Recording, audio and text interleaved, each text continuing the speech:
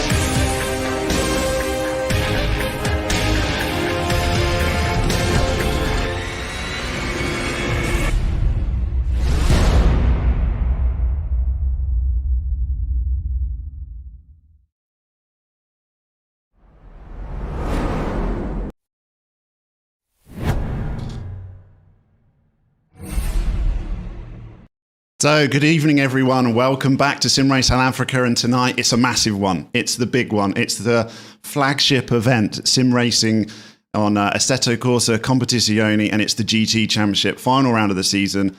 Everything to play for. And we're looking to see who's going to be the final top podium position in the season. My name's Daniel Haynes. I'm joined by Nick Hodgson, our resident Lotus driver, as you can see on screen. We'll get a picture of his face at some point. Don't worry. He's just a bit scared at the moment. But how you doing, Nick? Are you looking forward to this one?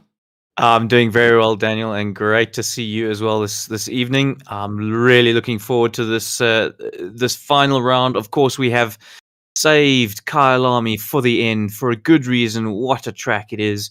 Local track as well. And it's going to be absolutely fantastic. Cannot wait to see what these guys have in store for us tonight.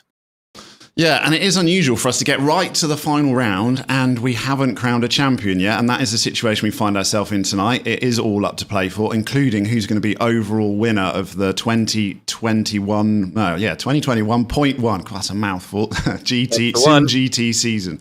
So it is Zahir Essa who we're riding on board with now, who is probably most likely. I think he needs to finish in the top 12, but it's, that little bit of pressure there that he maybe not used to. He's probably got it wrapped up by now, so he's just got to be clean. He's not necessarily got to go for the win, but I think he's got the pace. We'll do our usuals. We'll go through the times. So over the weekend, we've obviously had our usual HLQ, and we've got here the results from HLQ, and it was the Sim Race Masterclass team that were topping the timesheet. But it wasn't Escher, it was his teammate Raymond Mooney with the fastest time of the weekend, 1:40.269, closely followed by Escher. Yeah, nice to see Raymond getting in on the action there and pipping his teammate for once. But the Masterclass boys once again head of the field. We've seen that a lot this season, certainly when they've arrived. Both of them, remember, have 2 drop rounds already, which is why in the championship standings you see them further down than you would expect, considering how dominant they have been, certainly in terms of pace. Yeah, and it's close, but considering the track that we've got, which is very technical, still only 2.2 second splits the entire entire field of 40 drivers. Close as it always is in Division 1. A few outliers there right at the very top of that table, but a big bunched up group in the 41s, so we'll have some mid-pack battles as well. I just want to highlight Chris Heineke in 3rd position there. So Chris, we've seen kind of midfield to top of midfield throughout the whole season, but in the Lamborghini, of course, for PWSR, and doing a fantastic time for HLQ. And in fact, you see him 3rd position currently on your left hand side there in qualifying right now. So really, this track suiting Chris down to the T, it seems, and that Lamborghini.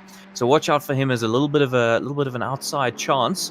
And of course, his teammate Leslie Oliphant for PWSR, another championship contender, is Leslie, right up there right now. And certainly things could fall his way this evening.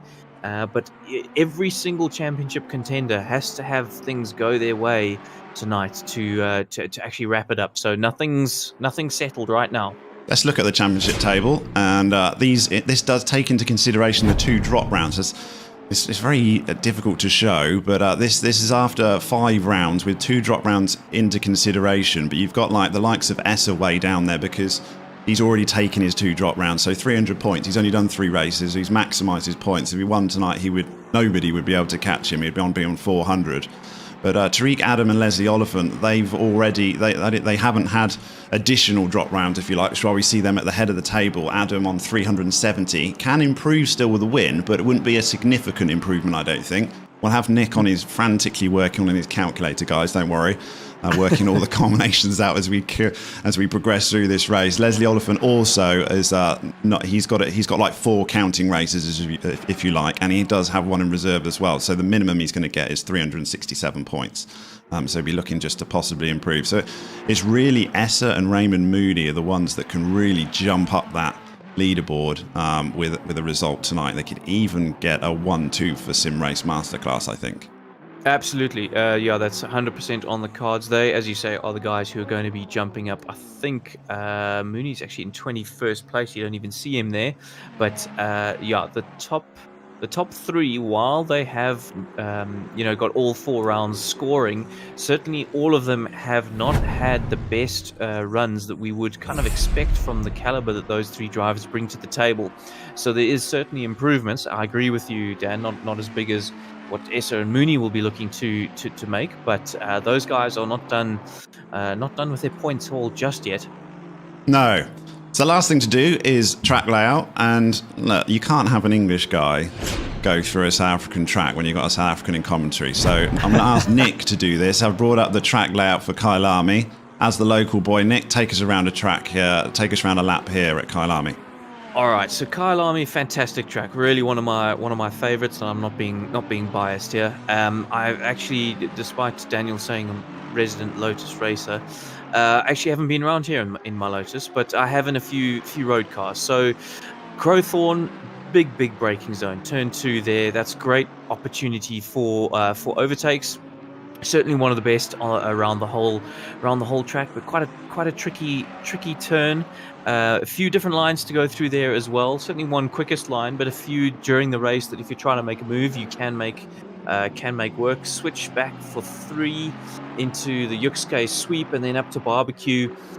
You really got to get a great exit on out of barbecue and try and carry your speed through that corner as well, because that straight all the way down to Sunset can be your downfall if you're not careful. Sunset, really, you got to put everything on the line through there. Such a fast corner, and then up to Clubhouse, another tricky corner, but not as long as straight following it. So if you are going to make a mistake, you'd rather do it in Clubhouse than barbecue. Then the S's, I've actually been off the track in real life through the S's, can be very, very tricky through there. I've been off the track a lot of times virtually at the S's. That really is tricky through there.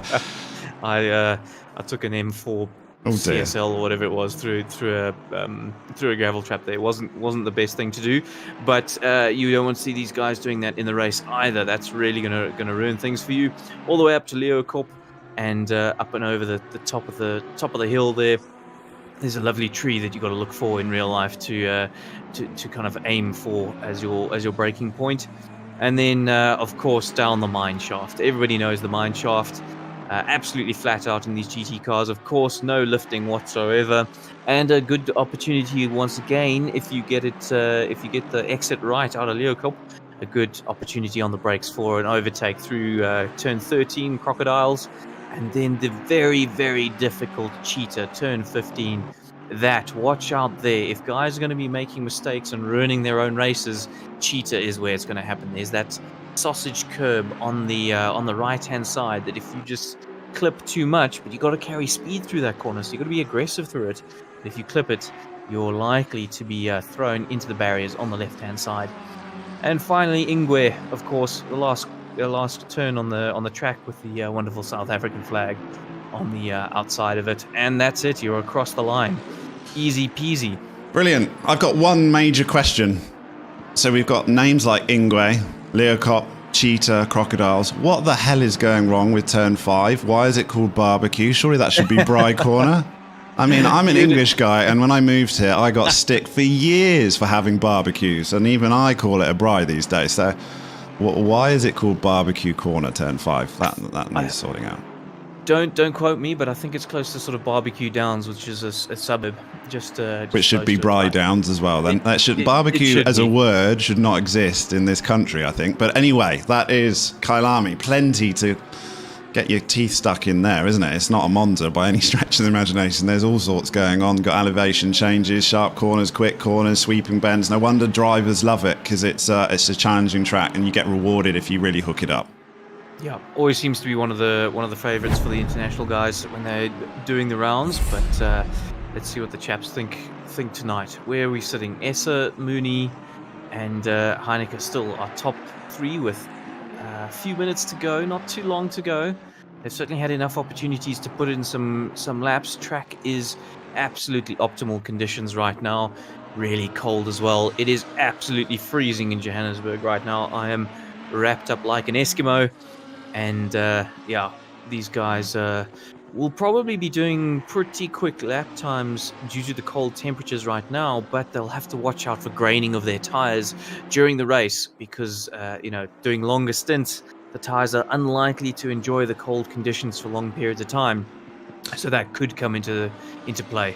These guys obviously had a 30-minute qualifying session, and Chris Heineke was leading it when we joined just before we went on air. So there has been a bit of track progression as Esser and Mooney have managed to work their way up into the positions that they found themselves in HLQ, albeit flipped round. But Heineke's having a great qualifying there in third, only 2/10 back. So, yeah, he's really, really playing out of his socks here tonight. I hope he has a fantastic race. You always ask me who's my pick for, or who am I going to root for. Yeah, and then you name the top 10, Nick. That's what usually happens. I'm going early tonight, Dan. I'm going to put my money on Heineke. I hope he has a fantastic race. He's had a good season, a solid season, done very well for PWSR, and I hope he caps it off with a podium tonight. And I've heard the Lambos are pretty quick round here, as well as the Porsches, but we haven't actually got any Porsches in this season, which is a stark contrast to last season. But this is still a track, even with the current meta, the Porsche does tend to dominate. So, but the Lambo also, and the Audi, someone has mentioned to me, as being incredibly quick round here. But two cars that we don't have many in our field. So, yeah, he might be well suited in the Lambo as Chris Heineke. I'm going to go with Raymond Mooney finally getting through T1 without hitting someone. Yeah. Because he's had a nightmare last two rounds, and he's smashed into his teammate on turn one. So if he can just literally avoid him, I think he'll be there or thereabouts. At least giving the fight to Esser, I'm sure. It's going to be very close between those two. Definitely a bit of rivalry in that team. I know that for sure. So a bit of pride on who can come where. But Raymond Mooney, please get through turn one. Let's see you not fighting through the field like you have been. And we'll see how you go. Tariq Adams also had a great season in the Bentley. Trying to finish it strong. He's all to play for. He's certainly got a podium spot up for grabs at least, really. So he'll be looking to try and finish strongly in that Bentley, which he's done well. And here we've got Junior McCall also. He's getting better and better, isn't Junior McCall? Certainly one of the most improved drivers, I think, to be expected for such a young lad. He's changing and learning things every day, quite literally, but he's certainly learning ACC this season, and he's always there or thereabouts at the sharp end, so he's probably due a good race as well. We'll keep a close eye out on Junior McCall. Leslie Oliphant is obviously another one that's high up in the leaderboard and the championship standings, but dropped back in the last round or so, and he's not particularly strong here either in 8th place. Maybe just struggling a bit in that Ferrari in the Patterson Works. You've got so many Patterson Works car. They are nicknamed the Hertz rental team for me. I'm sorry, but there's just too many of them. Or DHL Express, sponsored by Patterson Works Racing. So keep an eye out for those yellow DHL Express fans. There's plenty of them. Leslie, I feel, is due a good result at SimRace SA for the season. I mean, not that he hasn't had good results. In fact, he started the season very strongly indeed, running right at the sharp end of the field. And through some bad luck and various factors, he's kind of slipped back a little bit and started strongly. Let's hope he can end the season strongly as well. Yeah, you want that, don't you? I think he has overall over a season. I think he'll be very proud of the season. He's done very, very well, has Leslie Oliphant. Drop to the next Hertz rental car in Marcus Stain in 9th place. And another Lambo. He did well in HLQ. I think he's in the top 5, wasn't he, Marcus Stain? So a little bit down so far in qualifying. 4 minutes to go. His teammate Heineke seems to really, bond with Kyalami compared to Stain, who, of course, they're both in the Lamborghinis.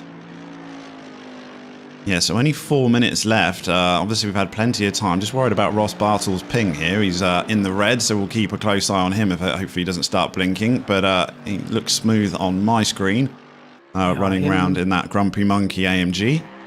Yeah, they've Ross and Chris Heineke, his teammate. They've both switched to the AMG Mercedes, of course. Oh, right, but yes. This track is not suited to them at all. They were both saying this is not the track to be in the Merc. But you look at Junior McCall there in 6th place. There's definitely still time to be found there, Ross. Yeah, maybe just Junior McCall just showing you up a little bit there, I'm afraid. It's the fastest AMG. Yep. But that young lad showing up a few older drivers this season, so don't take it too personally. He's got some space because he's beating his sibling in Morgan McCall, who's right down in 18th place in the same car. So the fastest McCall in the household tonight so far is Junior. So just under 3 minutes left to go in this session. All drivers are still out on track thinking they can improve. Zaire Esser has got down into the 139.9. So he's broken the 140 barrier that we didn't see happen in HLQ. So I think they are enjoying these cold times. Yeah, the cold temperatures, I mean. That's definitely helping track, at least in qualifying. We'll see whether that has the same effect in the race. A man who looks like seems like he feels he's sitting pretty is Sean Stradham. Is currently in the pits, but he's the highest Lexus at the moment, sitting in 11th position. Nice for the Lexus. We'll just ride on board with Esser. We'll turn the volume up just so we can really enjoy that engine of the Ferrari 488 and a lap round here in Kyalami.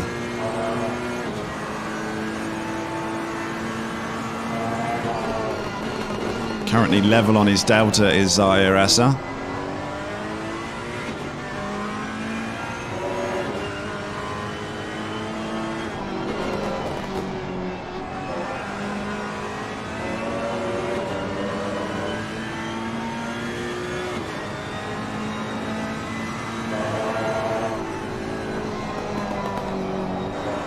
Still a hot lap from Esser here, only just under a 10th down as he comes up towards he's coming up towards the S's here. Very tricky little complex this is, we're talking about it earlier. Yeah, really got to throw a lot of commitment through here, and the curbs can throw you off so easily.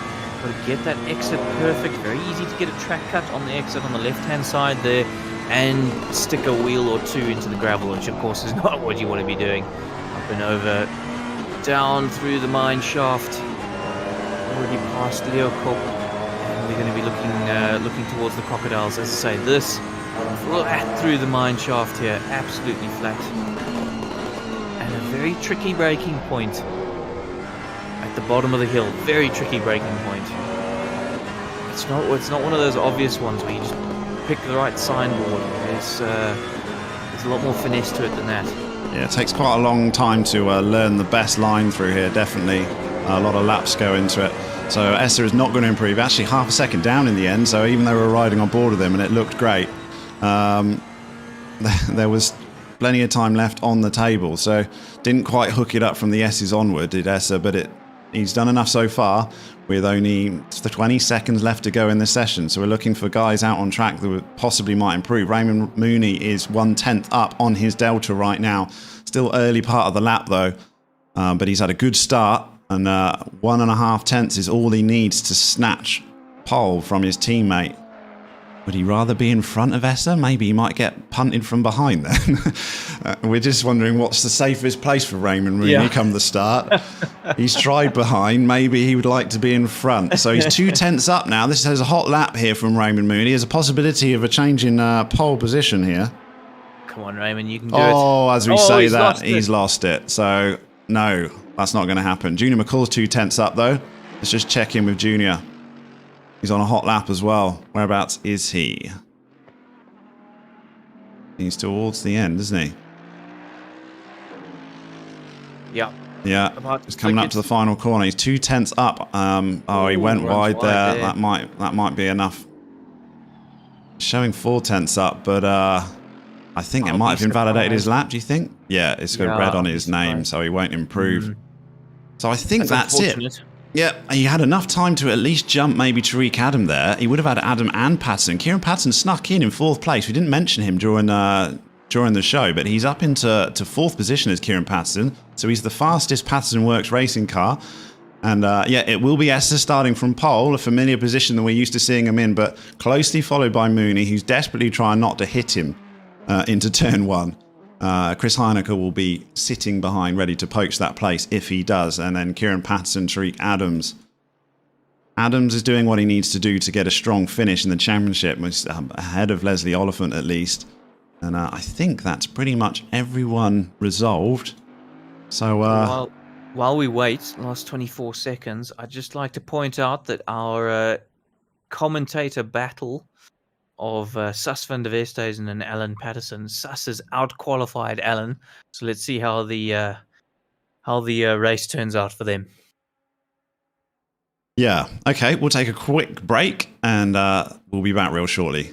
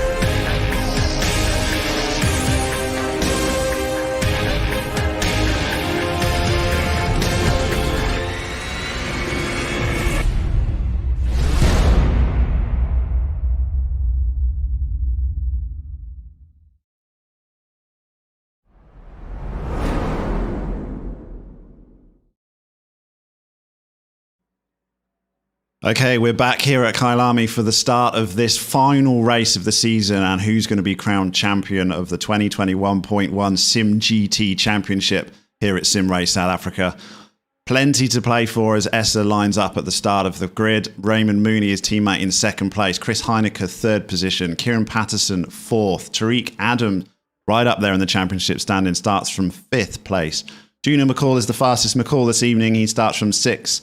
Leslie Oliphant, another high stander in the championship, is starting from 7th. Jason Isherwood, 8th. Marcus Stain, 9th. And Ross Barter will complete the top 10. So 60 seconds to go before the start of this race. It's exciting. I don't see the other McCall. So we've got Junior. I don't know where Morgan is tonight. Morgan's 13th currently. Oh, okay. So Morgan has not had a good qualifying by his standards. We're used to seeing him much further up there. Maybe illustrating again the Mercedes just not great around Kyalami. Yeah, but it's difficult when you're younger siblings beating you to try and get away with that argument. I'm just trying to give Morgan a get out of jail free card. Okay, all right, we'll let him go. So 2 Ferraris for Sim Racing Masterclass at the front, followed by 2 Patterson Works cars, with the Lambo very slightly ahead of Kieran's Ferrari. So they'll do a formation lap, obviously, which is what we've come to get to know. Speed limit on the formation lap, so they'll just be frantically trying to get any sort of temperature in their tyres, which is going to be incredibly difficult when it's 15-degree track temperatures, so they're going to be starting on cold tyres. That doesn't bode well for Raymond Mooney. In 2nd position, please. I'm actually rooting for him. He's got to get through lap 1. I think he's probably fed up fighting his way through the field, is Raymond Mooney, but at the moment he hasn't even left the pit box. Well, he has now. He was very late off the pit box, was Raymond Mooney.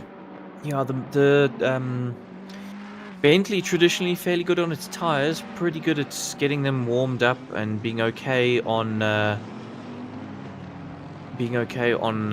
colder tyres.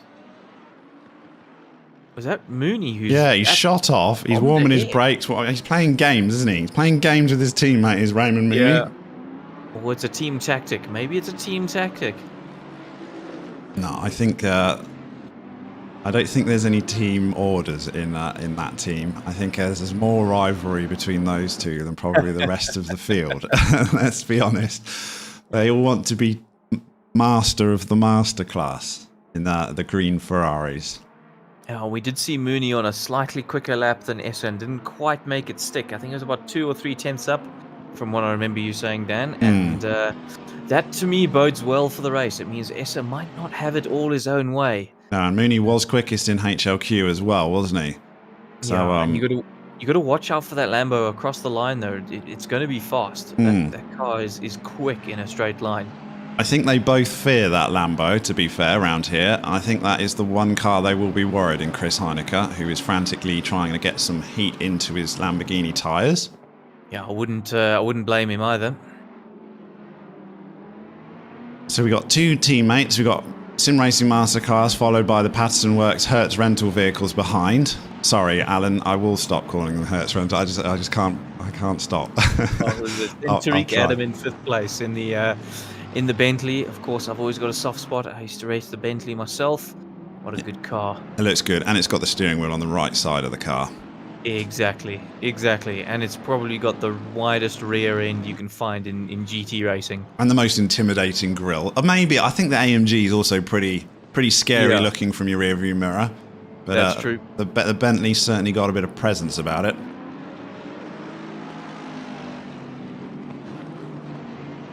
Right, and then looking up and down, Jason Isherwood.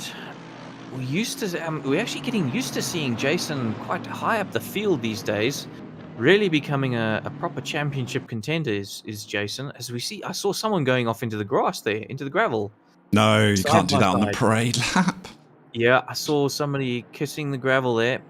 Looks like everybody is coming through and behaving after that, though, side by side.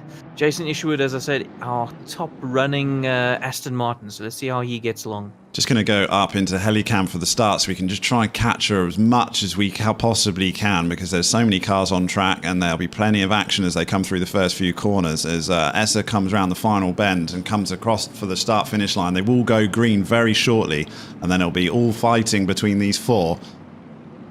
Just about waiting. Between the Patterson Works cars, it looks like Heineke's behind Kieran Patterson there. There we go, green. So, Raymond Mooney, really can you get through turn 1? You've got Essa on the inside line, who will surely have favour. Adam's got a great start straight through the Patterson Works vehicles. We've got the Lambo up on the inside, though.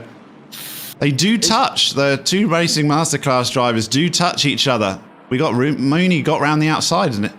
I'm pretty sure Adam and the 2 Patterson Works cars also touched as well, but we got through. And Mooney's gone wide, and Essa's back. But look at Chris Heineke coming up in that Lambo. Chris Heineke. You're my pick. Go around the outside. Easy. No worries. It's very tight. This Lambo's awesome on lap 1. Oh, get that inside line. Get the inside line. Oh, just backing out of it, but plenty of room given there. Plenty of room given there by Essa. Yeah, fantastic. Tariq Adams up into 3rd place as well. He's having brilliant time in the Bentley. This is a great first lap. Brilliant racing throughout the field. Clean as well. A lot of places changed already. And Chris Heineke is going to take the surprise lead of this race. Doing fantastically well. I see Ross Bartle is back in the pits, and who is that? Somebody's got a very, very, very second-hand Lamborghini. I think that is Mark Hennebury.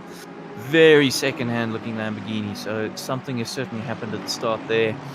But as you say, fantastic, amazing result. I couldn't believe it, because the Lamborghini of Chris Heineke qualified in 3rd position, and in fact, off the start, looked like he started in 4th place. He was so far back. Didn't seem to matter to him, though, on lap 1. Made it count, and Tariq Adam is now all over the back of Zahir Essa. Yeah, we had Essa and Mooney fighting each other so much at the start, switching places. Car in the wall in the background. Sorry, that looks like a could be a McCall. No, it's. Ooh, we've had a big accident. Junior McCall, it looks like. No, Morgan McCall or Junior McCall. Sorry, into the wall. through the last corner. And yeah, he's slipped dropping all the way right down. back, isn't he? Yeah, Junior McCall finally grabbed hold of him. He's yeah, it's a shame for him. Back in, it's currently 24th. He's got damage on the front of that AMG. Yeah. Bonnet up. Chris Heinecker at the moment is still in first place. Yeah, we had Raymond Moody and Esser fighting so much in those first few corners and just allowed Heinecker just to poach it, really. But he had to pass over a few corners. It was definitely well earned. And Tariq Adams also gaining places. So Raymond Mooney has gone backwards, but certainly not like he has in the blast previous. So he's been clean so far. He's there or thereabouts. He's in 4th place and try and fight his way back. Esser, though, has got pressure from behind in Tariq Adams. Adams and Heinecker certainly turned it on at the start of this race. But Esser will know that he doesn't need to do too much to wrap this championship up. 2nd place is more than good enough. Tariq Adam, though, knows he needs to put a lot of pressure on Zahir Esser. If Esser's going to be finishing this high up in the standings, it's going to be sort of championship hopes for Tariq over. But I'm sure Tariq is desperate for a win here tonight. He also wants to try and stay ahead of Raymond Moody as well, because if he can't come first, at least he wants to get 2nd in the championship. And I think that's where he'll find himself if it finishes like this currently, with Leslie Oliphant so far back. Yeah. Well, Leslie Oliphant has got up into 6th position, though. So he's also had a good start. I think that's higher than where he started from qualifying. So Leslie Oliphant is not a million miles behind. I think he gained from Junior McCall having his call with the wall on at the end of lap 1 there. Look at Adams. Look at Adams now. He's right up behind Zahir Esser. Plenty of pressure being piled off. And this is allowing Chris Heinecker just to stretch his legs a touch. I mean, we're not talking a lot, but half a second is a gap forming at least. But yeah, Tariq Adams is trying to track down that Ferrari. Yeah, I did say that the Bentley is good at turning its tyres on and getting them to work in awkward conditions, and we may be seeing some of that here tonight. But certainly Chris Heinecker doing a fantastic job. Just seems to be a great all-round car, doesn't it, the Bentley? It's it just seems to be there in almost any track, any condition. It's not far off, and Adams trying to look his way round the outside of Esser. He'll struggle to get round there. Yeah, it's never quite the quickest at any track, it seems, but it's always, as you say, there and thereabouts. And I've done quite a few laps recently and look at Adams looking up the inside. He's going to work his way through here. I made contact, and Adams has lost control of that Bentley. Managed to keep it out the wall, though, but he's going to rejoin way back, is Adams. I tell you what, those two PWSR drivers saw their lives flash before their eyes as that Bentley came across the track in front of them. Yeah, so Adams dropped way back. He tried to force his way through Esser there a little bit. It was a little bit argy-bargy, elbows out. And yeah, didn't seem to affect Esser, but it got Adams right into a tank slapper. So he's dropped back, and that gets Leslie Oliphant up into 5th position with Adams behind him in 6th. Yeah, so Leslie really is taking advantage of all the mistakes. So is Kieran Patterson, though, got to be said. And all of a sudden, Chris Heinecker's got a 1.4 second lead of this race. He's loving it in the Lamborghini. Well, look at this. This is incredible. Impressive drive so far. My pick, Dan. It's my pick. Look, we got 1 hour, 9 minutes. I'm not going to do every 5 seconds of your pick. let's leave it for the last 9 minutes, Nick. Fair enough. So we will track the championship standings as we go through the race. We're going to let these guys spread out, find their feet a little bit, and then we will start doing some championship permutations a little bit later on. Yeah, I'm loving the fact that we've got drivers bunching up here, 1st to 3rd. Not much between any of these drivers. You feel like they've all got the pace, and Kieran Patterson's not far away either. Ooh, Morgan McCall and Jason Isherwood having an absolute titanic battle. Had to go very defensive. And behind him, Philip Minnaar and Hannes van Veek as well. There's 4 cars here fighting for position from 8th to 11th position. Absolutely, it's fantastic racing up and down the field here tonight, but these 4 really are going absolutely hammer and tongs at each other. Jason Isherwood top running Aston Martin at the moment. Just jump on board with Philip Minnaar as he tries to catch up Hannes van Veek past the start-finish line between these two, trying to track down that Aston Martin. Yeah, so we've got AMG, Aston, AMG. I wouldn't want to overtake that Aston. It's just too pretty to look at the back of. I would be happy just to sit behind it and admire him for an hour and 7 minutes. If I'm not mistaken, all 4 of those cars have identical engines. I'm pretty sure the Aston uses the Mercedes engine. It is, yeah, slightly modified, but yeah, it is. Ooh, but it is much prettier, I think, the Aston. I seem a little bit biased. Have a look-see there through barbecue. Let's put him back a little bit on Hannes, but not giving up just yet. Rejoin the battle in front of them between Jason Isherwood and Morgan McCall. It's the other way round with the Aston Martin trying to hunt down the AMG.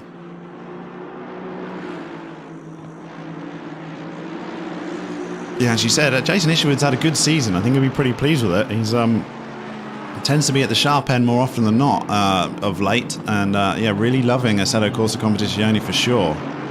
Yeah, he's the kind of driver who's absolutely solid. You know, he's not making, or we certainly haven't seen him make any rash decisions behind the wheel or crazy moves. He just, you know, absolute solid driver, and capitalizes on other people's mistakes. And more often than not, finds himself very much at the sharp end of the field, and in particular higher up than where he qualifies. Yeah, which is all you can do, isn't it? I mean, if you finish higher up than where you qualify, it's a sign of a consistently good driver, because that's the only way you do it. That's the only way. Consistency is what gains you places. So yeah, well done, Jason Isherwood. Let's try not to jinx him. We got to move on. We got to move on. Kieran Patterson in 4th position. Just dropped a little bit from the group ahead of him and Raymond Mooney, 1.5 seconds back. But he's got his teammate in Leslie Oliphant. I wonder whether there'll be words for him to move over for points in the individual championship standings. I've got no idea how the team standings works with Patterson Works Racing. Who's who? There's too many of those guys to work out the combination of those. I don't actually know who their teammates are. So Leslie and Kieran are teammates. They are teammates. Okay, and all right. Currently, they are 2nd and 3rd in the championship. Obviously, you know, take into account everything that's happening here tonight. But Kieran is exactly 7 points behind Leslie in the championship. So, you know, there's 1 point between them in 5th and 4th place respectively. So, you know, swapping positions might help Leslie for his bid to win the championship, but it's unlikely to. Not swapping is unlikely to allow Kieran to leapfrog Leslie. Yeah. Oh, just on board with Esser as he makes a mistake and goes wide. And yeah, he was really putting pressure on. Heineke and Esser have checked out from the front and just stretched a gap from Mooney of over 2 seconds. But Esser really, he was tracking Heineke well, but he just went completely wide onto the grass, and he's now dropped back 0.7 behind. So he'll have to regroup. Gives Heineke a little bit of breathing space.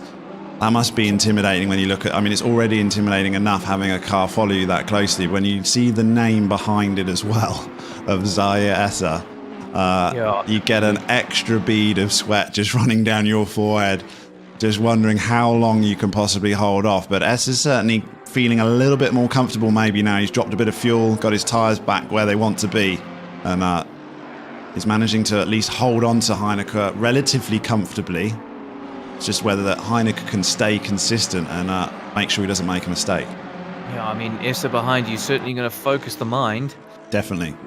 We've had 1, 2, 3, 4, 5 drivers so far take their mandatory pit stop this evening.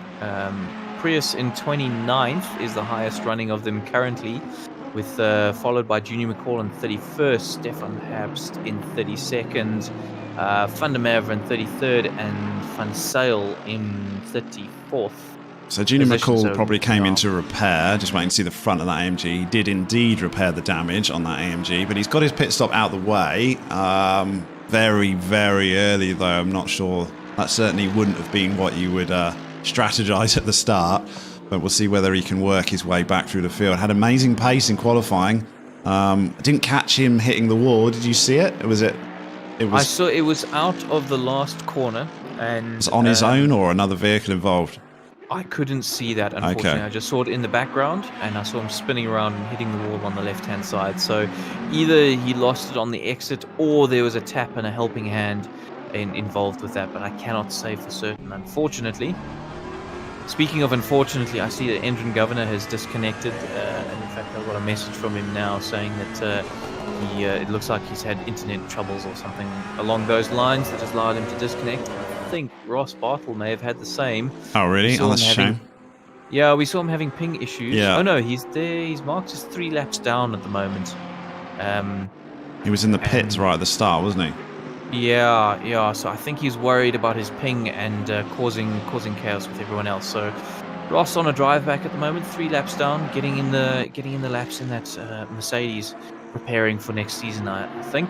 The reason why people's pings are slightly higher in the yellow is purely because this is now being hosted by AWS Amazon services in Europe. So the pings are higher. However, the connection quality is significantly improved. So overall, in a lot of testing we've done, it's been a much better condition of racing. It can cope with as big a grid as we ever want to host. And we should never ever have a connection issue due to the server fault. So I think overall it's much improved over hosting it locally with the current condition of this country and load shedding and all the rest of it. So yeah, I think that's why overall it should be a better experience though. Yeah, absolutely. And if we go down to 22nd position. We've got Hugo de Wit and a gaggle of cars, including, of course, a Patterson Works car somewhere in the mix, but all over the back of each other. Guys going absolutely side by side down through the mineshaft, blue flags waving all over the place.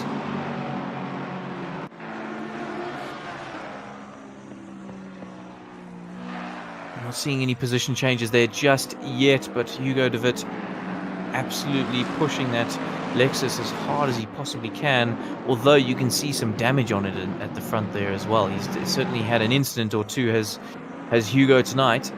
Yeah, he's popped his bonnet, hasn't he, Hugo, in the Lexus, but it's not holding him back as he's fighting his way through the field. 21st place, got Sean Lario next up in the Ferrari. And down in 23rd, we have Linda in the only McLaren, I think, tonight. I'm trying to work out who that Patterson Works vehicle is in the Lexus. It's not... he's out of position, isn't it? It's either a lapped car or it's someone that's not on... It's difficult when there's so many Patterson Works cars. I know I keep drubbing on about it. It's Alan Patterson. It is Alan Patterson in 34th. So he is being lapped currently, but he's right in the mix of all these cars. He's certainly not jumping out the way for them. They got to work their way past Alan. Yeah, he's certainly, I would hazard a guess, has had some incidents or something go wrong down in 34th place. We're used to seeing Alan a bit further up the field, and certainly being lapped right now by guys in the 20th position. And his arch nemesis, as far as the championship goes, is his commentator teammate in Sas van der Westhuizen, right up in 13th place. Sas is having a great race this evening in his Ferrari. So he keeps this up, and he will beat Alan in the simGT championship standings. Yeah, absolutely. And you can see Alan's really got some good pace. And, you know, that's despite whatever's happened to him during the race, he's really hanging on to this group, no problem whatsoever. We've just missed the change of the lead. Essa has jumped up. He's got past Chris Heineke. That's really unfortunate. Apologies about that one. But Essa has made a pass on Chris Heineke and is now leading this race here in round 6 of Kyalami. I would hazard a guess that Chris probably made a mistake for there to be such a big gap already. Yeah, I was keeping an eye on the gaps, and then they went through a sector and it changed. So yeah, we missed that pass. That screams to me mistake. As you see running wide on coming up the hill. Yeah, he wants to just try and collect his thoughts, does Chris Heine, because he hasn't got much room to breathe with Raymond Moody tracking him down as well in a very similar looking Ferrari. So he's in a bit of a sim race masterclass sandwich at the moment. It's Chris Heineke. But doing well still in second. It's a great outing here by Chris. And remember, the race tonight has started at 5 p.m. in-game time. We have a progression of three times time multiplier. So by the time we end this race, we will be ending in the dark. So you're going to be seeing the sun go down very, very soon, and that's going to give the drivers a interesting challenge in itself. And track temperatures are starting to drop as well. We're down to 14 degrees, and we were at 16. So it's dropped a couple of degrees. It will continue to get cooler as the night comes through. Yeah, so I imagine most of these drivers are going to be changing tyres in their pit stops, just if nothing else, to get those tyre pressures sorted for the even colder conditions coming later on in the race. That's certainly what I would be doing. I dare to say Chris Heineke's maybe enjoying chasing rather than being chased, because he's dropped back behind Esser, and he's certainly not being dropped by any stretch of the imagination. If anything, the gap's come down as Heineke is just following Esser around. Well, as I say, Chris seems to have a really good rhythm around this track, doing exceptionally well. We saw a great game of cat and mouse between him and Esser, and to be honest, before we switched away the first time, to me it looked like Chris had kind of the measure of Esser, but with that assumed mistake that's happened. One tiny little error, and that's it. You've lost a position. So now it's up to Chris to put that same pressure on Esser and see if he can get him to crack. Still so much time left in this race, and the mandatory pit stop, which could be vital in deciding who wins this. Because, undercut could work well here. Fresh tyres. Don't know, we'll have to see. But I think the pit stops might be quite vital. Just tendency for drivers to just go wide there. Dip a wheel on the grass. Very easy to do so through that corner, because you've got to push so hard the whole time. So half a second the gap between Esser and Heineke now, with Raymond Mooney sitting back 1.3 behind them. And Kieran Patterson, I mean, it's not like the front 2 or 3 even have just checked out. They're all close, aren't they? They're not it's still anyone's game, this race. Absolutely, and have a gander at 6th position. Currently, Tariq Adam in that Bentley. Remember, we saw him make contact with Esser, if I'm not mistaken. Yeah, it was. Yeah. Yeah, one of the Sim Race Masterclass cars into at the bottom of the mine shaft in the braking zone. Turned Tariq Adam around, but he is now turning himself around and making a bit of a comeback in 6th place. And he's looking at the back of Leslie Oliphant and licking his lips right now for an overtake. Definitely got the pace. Yeah, because these two are fighting each other in the championship standings. Tariq Adams is currently ahead of Oliphant, I believe, but it's like a point or two in it, isn't it? Very, very close between these two guys.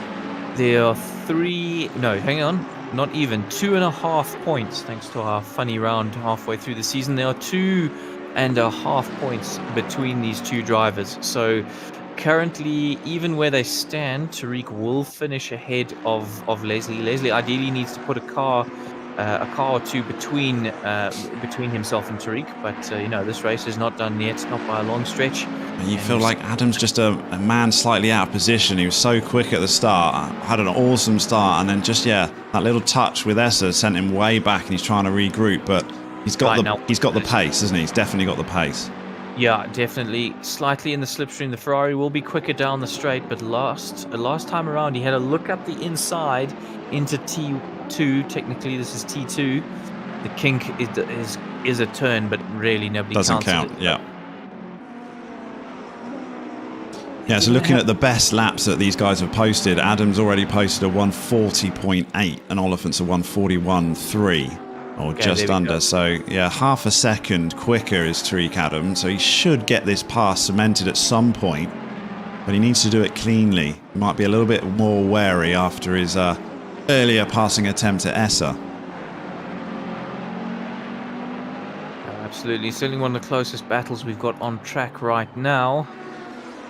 Apart from Isherwood, who's once again all over the back of McCall. With Van Veek and Minnar, those guys, I'm pretty sure they have a tow rope connecting the 4 of them, because they're just going around in a train. Yeah.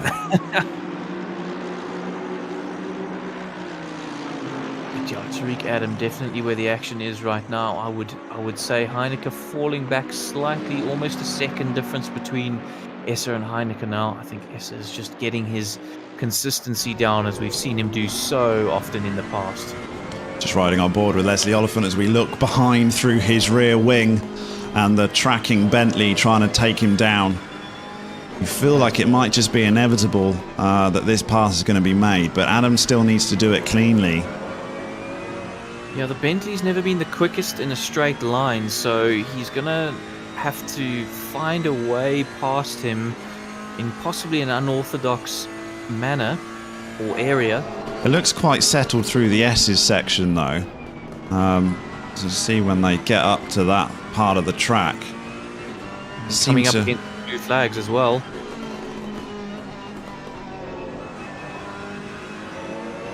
So I wonder if that's going to play any kind of role in deciding this. That's Junior McCall in front, isn't it? I think they're looking to come and put a lap on. Let me just double check for you. Yes, indeed it is Junior McCall. So is he going to pull straight out the way?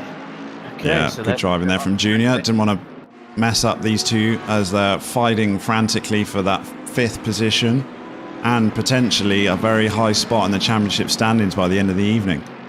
Yeah, and I tell you what, this has allowed Kieran Patterson now to pull a gap on Oliphant.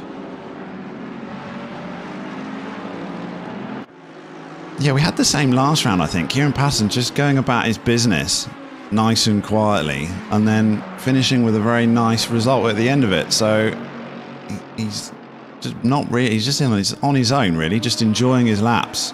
Get a bit of a rhythm going then. I'm sure he'll tell you he's quite hot and sweaty in the cockpit. Oh, you always are, but yeah.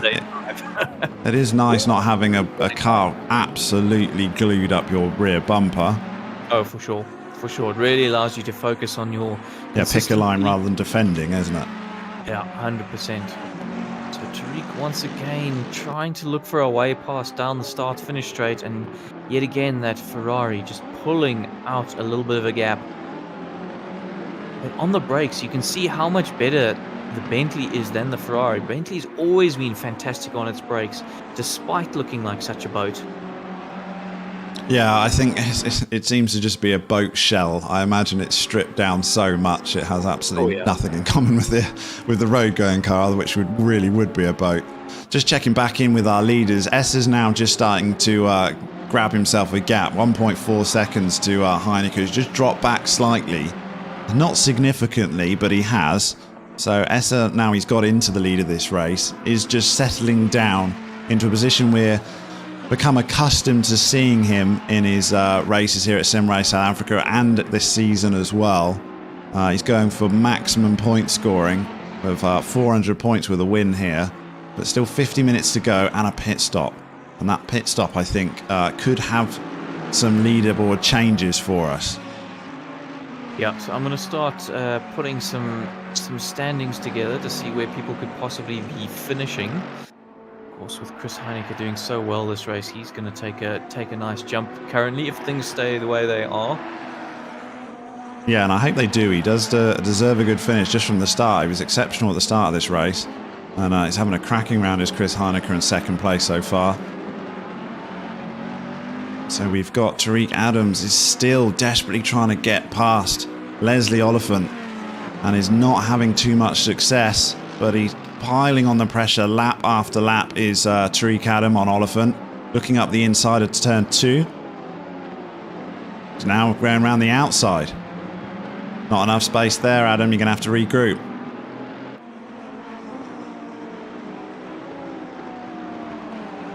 And yeah, Oliphant just manages to stretch a few tenths back. He'll be thinking there's a long way to go in this race with Adams that far behind him, that close behind him, I mean, and really piling on the pressure. Difficult to do lap after lap without any sort of mistake. Could still come down to pit stops between these two. Morgan McCall, who struggled a little bit in qualifying, is doing much better in the race, but he has got Jason Isherwood behind in the Aston Martin still. These two have been following each other for lap after lap, but Morgan is now the fastest McCall, up into the top 10 quite comfortably. And then this little group of McCall, Isherwood, Hannes van Veet and Philip Minnaar, who really cannot be split between these 4 drivers. Super, super tight between the two AMGs and Aston Martins. Still think the Aston's got the looks department nailed. But Adams is definitely the closest battle still on track. We're just going to go on board with Adam. And we'll enjoy the noise of the Bentley inside the cockpit.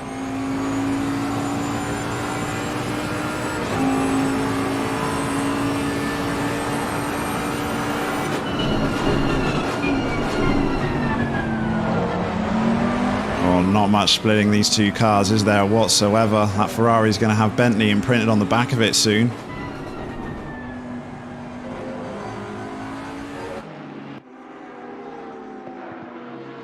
Okay, so I have an update of the championship standings, assuming things finish like they are right now. Okay, so let's have a look. So if Essa wins, of course he will then take the championship with a perfect 400. Followed very closely, or second place would then be Leslie Oliphant, as things stand right now. Okay, interesting. So Leslie Oliphant, this is vital then. This Oliphant Adam little battle here is basically for second spot in the championship standings.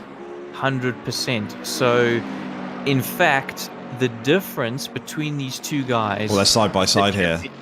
Gonna have the cutback here, Adam. It's half a point. Half a point separates these two chaps in the championship. So this is genuinely for second position in the championship right now. After 6 rounds, only half a point splits these two drivers, and there's less than half a tenth splits them on track. Absolutely. And then we have, who's the next? Raymond Mooney with a point behind Tariq. So there's 1.5 points splitting Mooney, Oliphant, and Adam. So Mooney desperately needs to clear Chris Heineke to get second spot and make it a perfect 1-2 for the Sim Race Masterclass. Absolutely, and in fact, if they're being even clever than that, flip them round. Flip them round, yeah. Yeah, I think they are aware of that. But they can't flip him round with Chris Heineke currently taking the position in between. So Mooney's got to do his part and clear Chris. So if Mooney clears Chris, and Oliphant and Tariq Adams stay exactly where they are, Mooney will be half a point ahead of Oliphant, who will be half a point ahead of Adam. That is how close it will be. Literally half a point, 1 point separating 3 drivers. But Oliphant and Adam can move up, so if Mooney gets ahead, then it would be in the best interest of Essa and Mooney to flip positions if they want to maximise team points. Oh, 100%, because then that will also cover you for... Yeah, cover them from moving up, won't it? Yeah. Oliphant and Adam could gain places here. Especially Adam, who I just feel is a man out of position. We know his pace. He was running in the top 3 quite comfortably at the start of this race. He's just struggling to get past Oliphant, though. Oliphant is a man that's definitely... He's got accustomed to soaking up pressure. You're not going to force Oliphant to make an easy mistake. No, that's for certain. We've seen him soak up pressure so many times. Yeah, relentlessly. He doesn't seem to mind it whatsoever. A very wily old fox is Leslie Oliphant. And I think Adam's best opportunity is actually at the bottom of the mine shaft. I think on the braking zone there, that is where he's most likely to be able to get a move on. Let's go back on board with Adam. It's definitely the hottest battle on track that we currently have. Got Mooney, though, is got it under a second to Heineke for second spot, so we'll definitely keep a close eye on that gap as well. Slightly wide there from Adam, but he didn't seem to lose any time. Yeah, definitely pushing super duper hard. Yeah, 100%. As you'd expect, they come through the S's.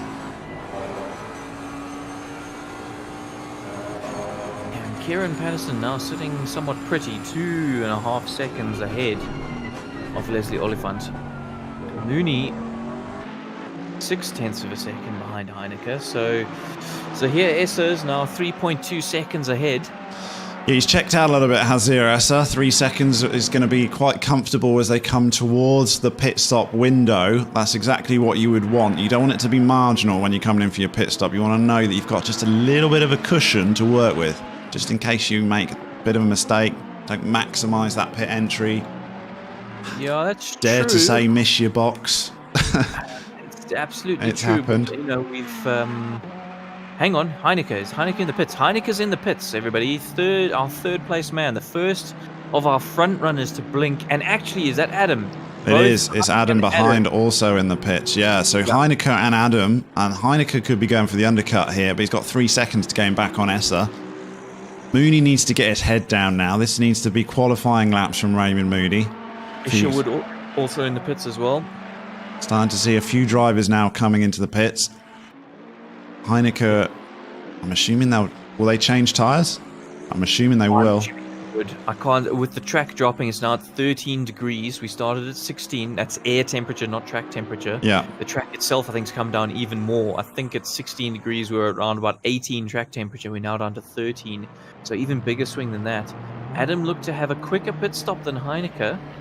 Heineke coming out, though, is ahead of Adam. But Adam's massively gained, isn't he? My word, is Adam gained. Huge. So I wonder if he's put in less fuel or something, or just managed to hit his blocks much better than... He must have gained 3 or 4 seconds there, I think, in Tariq Adams as he comes out behind Heineke, who is in second place, don't forget. He's got a Patterson Works car behind him. I'm assuming it's Alan Patterson in the Lexus. No, it's not. It says Santos, I think. Right. Of course, there's 15 Patterson Work Lexuses on track. I took a punt there, but it was the wrong one. So that's a great buffer for S is in. S is coming in the very next lap. He's covered the threat from our second place in Chris Heineke, and I don't think Heineke had the quickest stop in the world. Let's be honest. I don't think he had the quickest stop. So I don't think Essa needs to do anything silly here. Clean stop should keep him the lead. Raymond Mooney has stayed out and is now the leader of this race. That's interesting. I wonder if they're trying a slightly different tactic with Mooney. Would be a bold move by the Sim Racing Masterclass team. Kieran Patterson, of course, inheriting second position, and Leslie Oliphant third position. Finally, Oliphant has a little bit of clean air without a Bentley all over the back of him. So we're going to be really interested to see where Essa comes out. I wonder whether we can pick him up on Helicam. Here we go. It's going to be vital, but I think he should be comfortable. Yeah, Morgan McCall also into the pits. And we've got another Patterson Works car, a Marcus Stain in the Lambo. Here's Chris Heineke coming round the final bend onto the start-finish straight.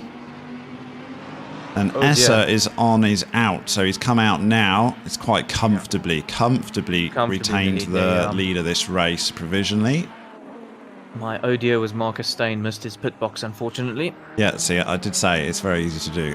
It's very easy to do. So Embarrassing, Essa's in 10th currently.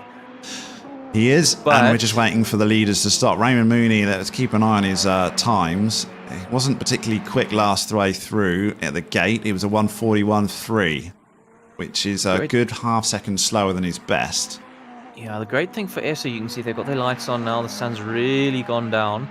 The great thing for Essa is he's got quite a big gap to 9th position, so he'll be able to get his tyres up to temp. There won't be too much. You won't have to, try and desperately overtake somebody for position while they contemplate when they're going to be taking their pit stop.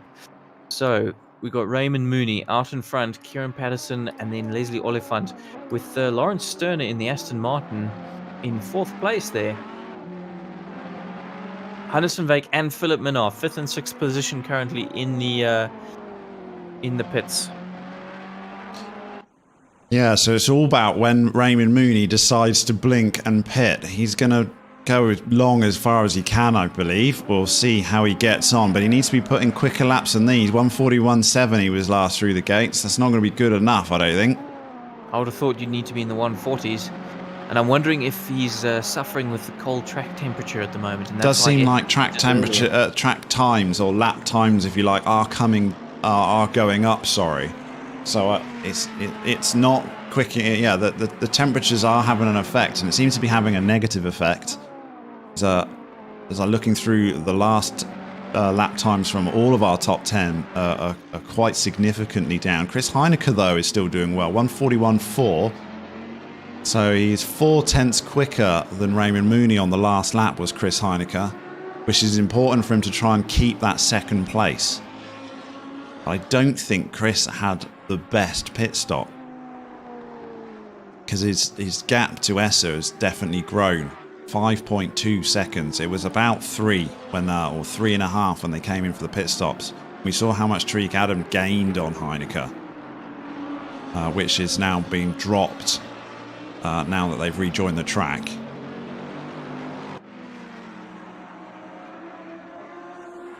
Mooney's in. Mooney's in the pits. Kieran Patterson is also in the pits. So this is interesting. I think Mooney will probably still come out in 3rd place is the way I'm thinking. Just showing on the lap times. I would certainly agree with that. And Mooney, Patterson, they've left it to exactly halfway through the race. I see Brett Crocump is up into 5th. There's a name we haven't seen most of this evening. So he's done remarkably well. With who's that Hall behind him? So Mooney's coming back already. Seems to be quite a quick pit stop, that one. So just really interesting to see Chris Heineke coming round. He's not going to make it. He's only coming around the last bend now, and Mooney is leaving already. Mooney not take tyres? That's a substantially quicker. That would surprise me massively. He's come out in front of Essa, has he? Has he? No. No. ACC sort itself out here. Yeah.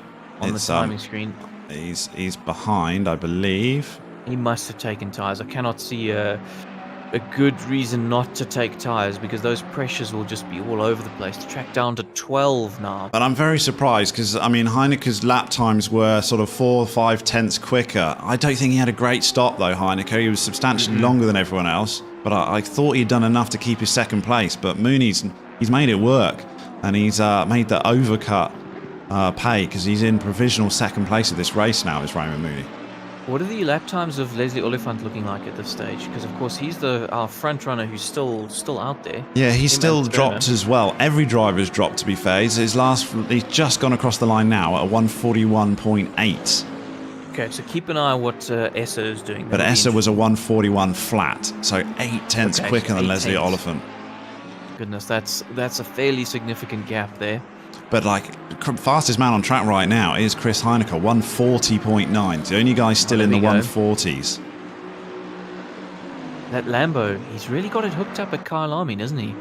Yeah, and he seems to like it on new tyres as well, doesn't he? It was awesome at the start of this race, just dropped back a little bit towards the end of his stint. And he's come in after his pit stop and he's lightningly quick again. He is definitely the fastest car currently on the circuit, is Chris Heineke, but unfortunately, he's finding himself in provisionally 3rd position. Yeah, so we'll see what happens when all the pit stops shake out. Just because of Leslie Oliphant, I don't want to go recalculating championship standings just at this stage, so we'll wait for him to pit. You spend the half of the race looking at an Excel spreadsheet rather than actually enjoying the action. But Leslie Oliphant is the one that's going longest in this race. Our current leader, but with a pit stop to go, is where he comes out to Tariq Adam. Adam had a great stop. We saw how much he gained on Chris Heineke during his pit stop. And I'm just going to look at his lap times now. What's Adam posting? 141.3. Oh, half a second quicker than Leslie Oliphant on the last lap alone. And judging how close they were when they came into the pits. And here he comes in, is Leslie Oliphant. I'd expect Adam to make this pass done via strategy. Just on the basis of his last laps. And he's up on his delta this lap as well. Does it feel to you as if he's waited too long? Yeah, I think he maybe has. It's hard. I mean, also when you drop that pressure and being pushed along by Adams, and all of a sudden you think you're comfortable, but you're still racing just on different parts of the circuit, aren't you? And he's going to be surprised when he comes out of the pit stop, and I reckon he's going to be a second or two back. Yeah, exactly. We see Oliphant now is still halfway through his pit stop, and Sterner Crewcamp is also in the pits. Oliphant's just leaving now, so where's Adam? Let's go on board with Adam and get in the helicam. He's coming around the final corner. This is starting to catch me out, because any driver that goes long seems to be gaining. There's Leslie Oliphant is just coming out of the pits. Now Adam's going past here. Here's Adam. He takes that pass. was a lot closer than I thought it was going to be. But I think he'll still be a good second. Is it? Who's that coming through there as well? If Adam next to him. Another Patterson Works car in the Ferrari. Yeah. Kieran Patterson, is it? It is Kieran Patterson. Kieran Patterson's also jumped Leslie Oliphant. But Patterson was ahead of them anyway. So Tariq Adams poached 2 places there from Patterson and Oliphant. Yeah, so that's really going to help him in the championship. And now he's got some clear air. So, I mean, that early pit stop for Tariq Adams, and he had a quick pit stop as well, has paid dividends for him because he's got some clean air to look forward to. And I think he was getting held back, but it's going to jump him up provisionally into second place in the championship. Right, so let me do a quick recalculation. So Mooney's gone to second place. Heineke's gone to third. And we've got Dwayne Hall currently leading this race. Yep, we do. Well done, Dwayne. Just for a little bit of stream time, Dwayne, we're going to go on board with you in the Bentley. Don't pit, do another lap. Yeah, do another lap for Retro Esports. Dwayne Hall currently 8th in the championship. Had a very solid season here at Sim Race SA. And he is doing another lap. Top 10s.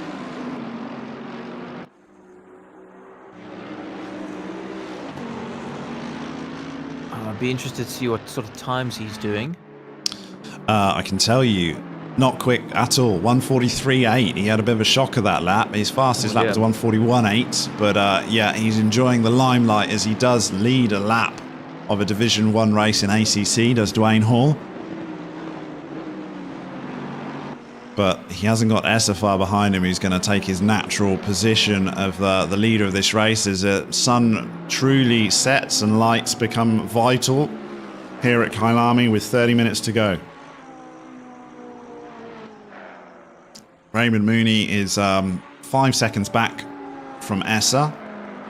But I think these two may possibly be one in a switch. If Adams gets anywhere close to Heineke, it would definitely be in their interest for Essa and Mooney to reverse their positions as far as team standings go.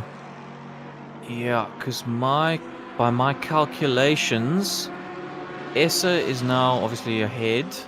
Tariq Adam is in second position now in the championship, and Raymond Mooney in third, with 1 point separating the two. Sure, that's close. It really is close. It's too close. I think Essa needs to. Well, he's not going to do it now. You don't swap positions with 30 minutes left in this race. Anything could happen. But in the last 5 minutes, it might pay for Essa if they. I do think they are aware of it. Certainly this afternoon when I was speaking to them, I think they were aware of the situation. Yeah. So with Heineke falling back a place, that's kind of promoted the Mooney in particular, and it's kind of meant that Oliphant's lost 2 places in the championship. Effectively, Tariq and Mooney have both leapfrogged him. I think Tariq, he did the right thing coming in early, didn't he? I mean, he did exactly what he was struggling to get past Oliphant for several laps. He wasn't forcing it, but Oliphant, we know how good he is at soaking up pressure, and there was just no opportunity for Adam to make the pass. So he went a different route, and he managed to gain 2 places that way, and back up into 5th, theoretically 4th, when Dwayne Hall finally pits in that Bentley. He does have to pit, Dwayne. He can't go to the end. Yeah, I'm sure he'd love to, but unfortunately we will figure it out and he will get a penalty. So he will be coming to the pits at some point.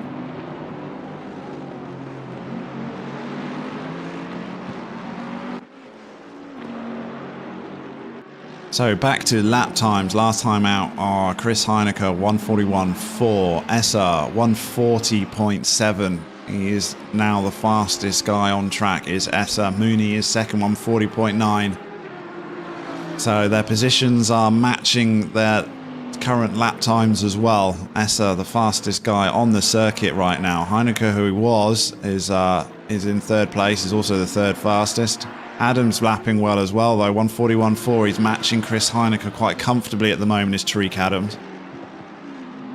Kieran Patterson, who just not seen involved in anything, but is also lapping strongly, 1:41.4 in 6th position.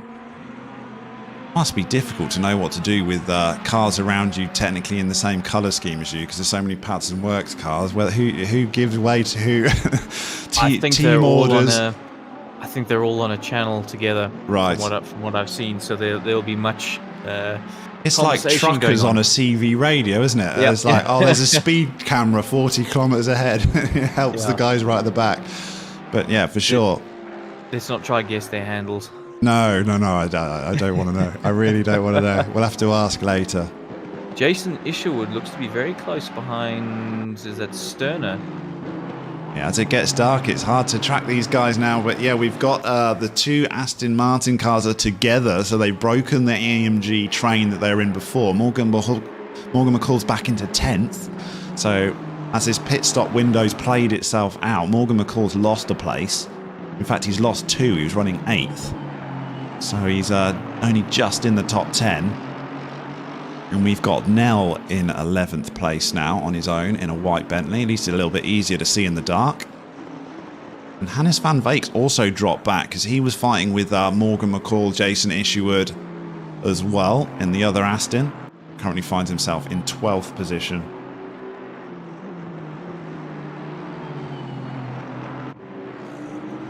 So Dwayne Hall is producing his own fuel on that Bentley right now. It doesn't need to come in and pit. 26 minutes to go and he still hasn't pitted. He's going super long. Now he definitely might just be doing a splash and dash. Not going to take tyres. You remember that Bentley's pretty frugal on fuel. He's going to lose. Maybe he's just trying to keep as much time at the head of the field, but he's going to lose it shortly because we've got Zaire Essa is fighting for the lead of this race. It's 4 positions, so Hall doesn't have to move out the way, but theoretically it's not for position because Hall's still got a pit. Yeah, I would imagine that Essa will make the move fairly swiftly, especially given the time differential between them. Yeah, 8/10 on the last lap was Essa, and I think he was held up quite significantly as well still. He's being held up even more now. The longer that he stays behind Hall, the more opportunity Mooney has to catch his teammate. However, we suspect possibly they may be switching places anyway at the end of this race. Well, that's our theorizing, certainly. That would be the smart man's decision, but we'll see whether Essa wants to give up a race win. Exactly. I don't think he will. I've never seen him give up a race win. Oh, he's come in contact there, is Essa. Oh, there's been a mistake there from Essa, and Raymond Moody has got through naturally. I think he was a little bit impatient in trying to get past Hall, and he's got in contact with a back marker, Alexis. I'm not quite sure who that was, but yeah, that's going to get Raymond Mooney the lead of this race. Just take a quick another look at that. See what happened. It's like Essa hit the back of that Lexus. Yeah. That was very strange. Very strange. But it's dropped him back down the order into the clutches of Chris Heineke. So all he's done is switch with his teammate. So now he can say, but he can't say he did it on purpose. I'm not going to let him get away with that one. That wasn't a teammate swap. That was a mistake from Zaire Essa, tangled up with a back marker. And hopefully he hasn't got too much damage on his car with Chris Heineke tracking him down in the quick Lambo. But it will make a difference in the championship. That's for certain. It would actually make it a more positive outcome for Sim Race Masterclass, ironically.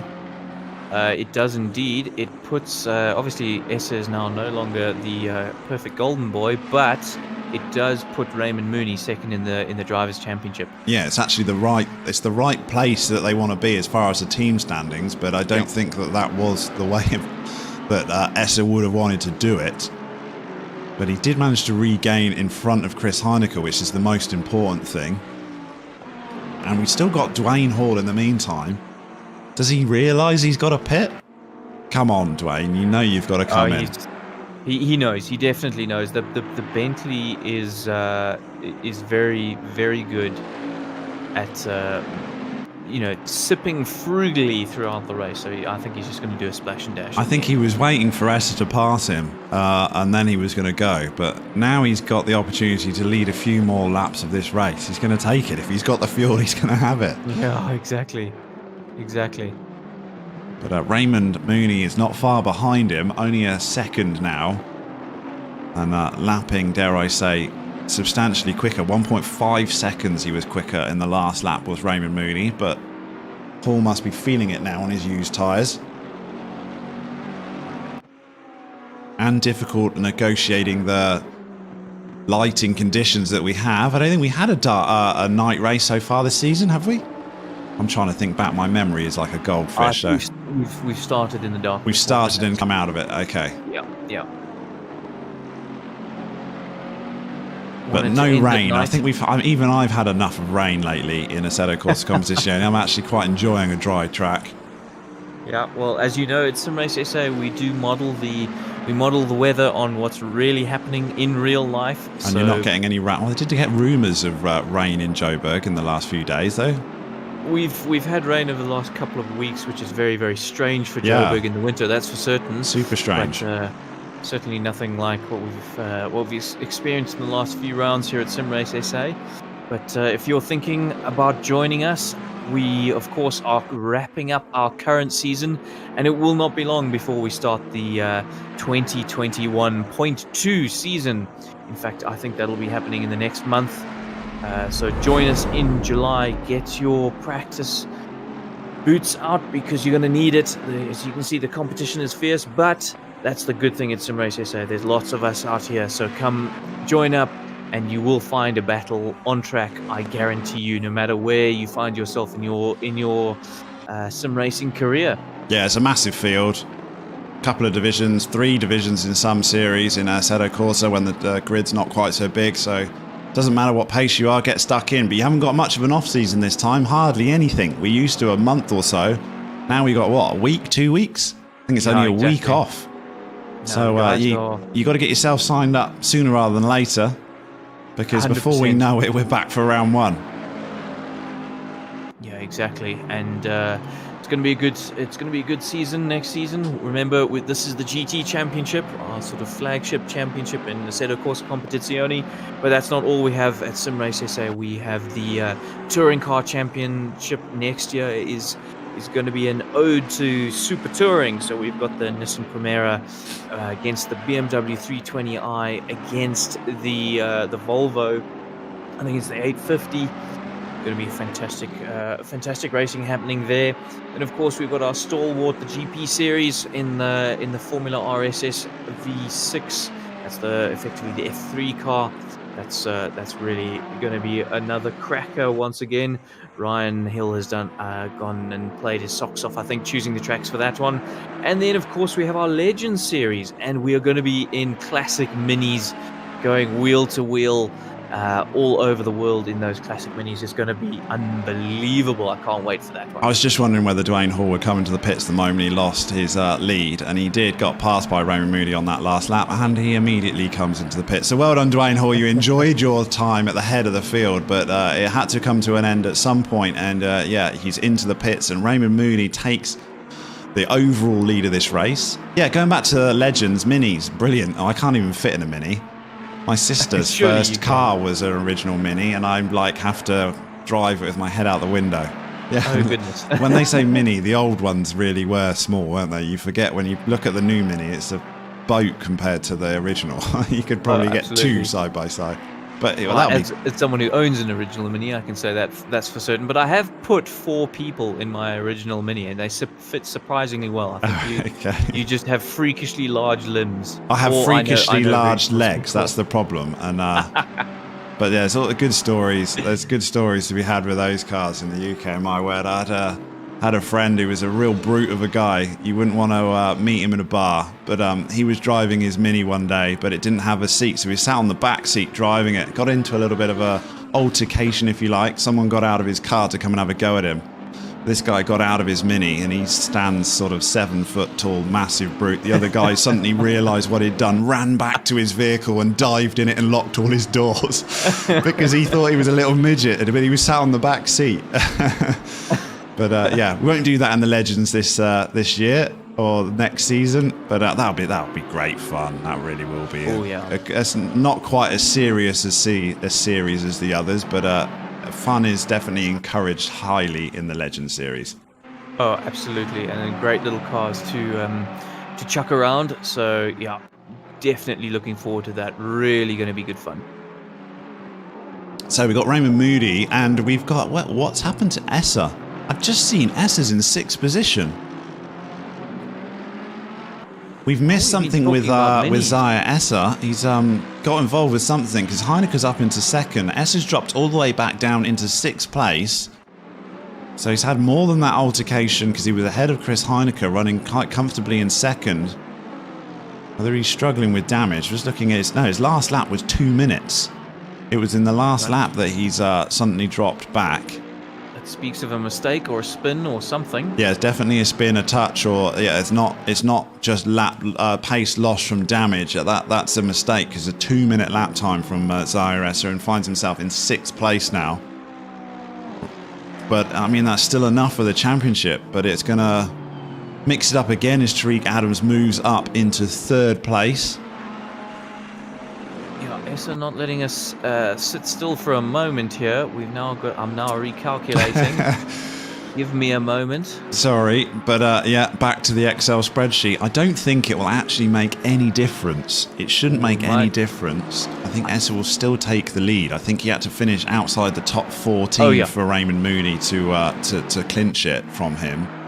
No, absolutely. So Essa, of course, is still top, but then Mooney is still 2nd on 380 points. But Tariq Adam is now only 1 point behind him, so very close between those two. So he needs to get past Mooney Heineke. Doesn't win, yeah, if Mooney doesn't win, then Adam will very likely take him in the championship. And Adam's had a great season. He's had a great season, hasn't he, Adam? Yeah, in the Bentley. Well, very well deserved to get a podium spot at least, which he looks like he very much will do. But whether that'll be 2nd or 3rd, it all depends on whether he can get past Chris Heineke or not. Yeah, if anything, this has actually spread the field out somewhat more in the championship. Yeah, so Chris Heineke has had a fantastic round here at Kyalami already, no matter what happens with 15 minutes to go. Very, very solid qualifying. He's really got that Lambo hooked up round Kyalami. He loves this track. And up into 2nd place quite comfortably. Adams behind, but 2 seconds back. And Heineke's still lapping consistently, and he was 0.6 quicker than Adam on the last lap as well. So Mooney, Heineke, Adam with 15 minutes to go. And I had a go at you earlier, but could you just remind me who my pick was, Nick? I cannot remember, but I remember who my pick was. Yeah, mine was Raymond Moody. He's leading. I said Raymond Mooney was going to have a clean lap and he was going to get it done, and he is leading and he is ahead of Chris Heineke. But I'm not saying any more. Not saying any more. 15 minutes. We've seen one masterclass car that's not quite had a master session. So Raymond Mooney needs to keep it clean for his, I think it would be for sure his first win here at Sim Race South Africa. The Scotsman. Yeah, as far as I know, it would be. Yeah, pretty sure it is. Teammates with Essa in other series as well, I believe.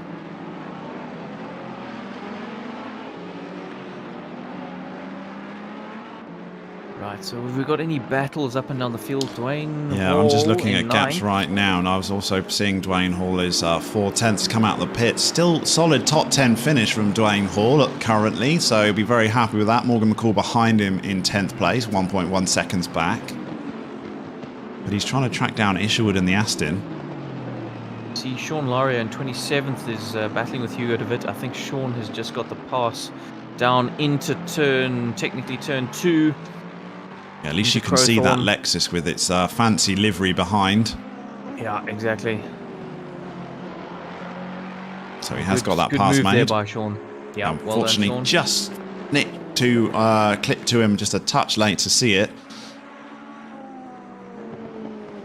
Got who else have we got? I'm looking at, let's give some time. Robin van der Merwe. No, that was not the gap that I was looking for. There was a gap there. In 32nd position is That's it, Flip Van Sale. behind. That's the gap that I was looking for, and it's all of a sudden grown when they go through a sector because it was a few tenths and now it's 1.5. You've got to hate Assetto Corsa Competition Unit timing sheets, I'm afraid. The timing tower is pretty horrific. Hang on, Heineke was right behind Adam. Adam's got through into second spot. Yeah. He's made a mistake. Yeah, So we've seen Heineke did a another lap mistake time of a by Heineke. 1:44.7. Adam was 2.5 seconds quicker and has managed to poach. So this could have another implication on the championship standings. Get back to XL, Nick. I'm on it. So, Tariq Adams up into second place, just when I thought Chris Heineke would soak up the pressure quite easily after coping with Essa. Is that enough to give Adams second spot?